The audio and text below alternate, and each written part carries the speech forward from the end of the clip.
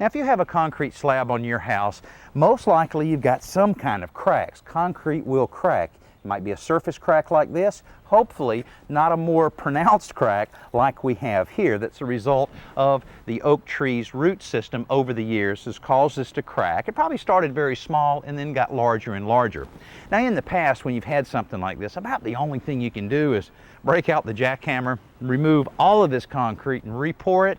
Well, we found a system that supposedly can completely cover this crack and also resurface the actual topping or surface of the patio and make it look brand new. Now, in order for us to apply that material, first thing we have to do is get it good and clean. The tool for that, our pressure washer.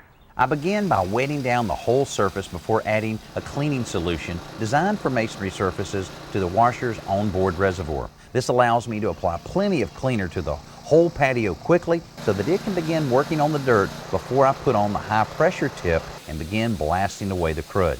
You have to get rid of any dirt, mold, or mildew that will prevent the patching material from sticking to the slab. A mixing paddle and a big 1/2-inch chuck drill makes preparing the patching compound an easy job. For this application, you'll want a fairly thick mixture. I'm using a flat edge trowel to force the material down into the crack before I smooth out the surface.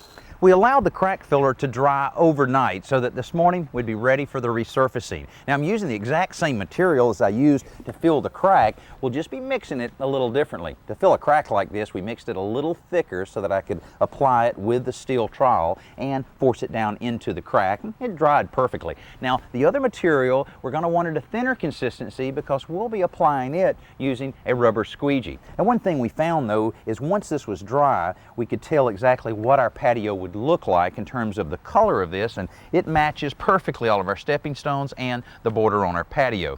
Now, you can also see that we've gotten started here with putting a little more dirt in to start our landscaping, and these guys are moving along pretty quick, so I better get busy with this resurfacing. This time the mix is much thinner, more like pancake batter than cookie dough. Getting the material onto the slabs is very easy, and spreading it out with the rubber squeegee isn't bad either. But getting everything smoothed out to an even surface without any edge marks takes a little attention. I found that working a smaller area at a time makes that a lot easier. When the material starts to set up, you can apply a broom finish to give the surface texture. This will prevent it from being slippery when it's wet. Our resurfacing is all complete. Now we need to let it dry. About 6 hours before we can walk on it, and about 24 hours before we can drive a car on it. Now, after it's all completely dry, we'll sweep it real aggressively to get rid of all of the little masonry crumbs we have left over. But I think this is going to be a big success.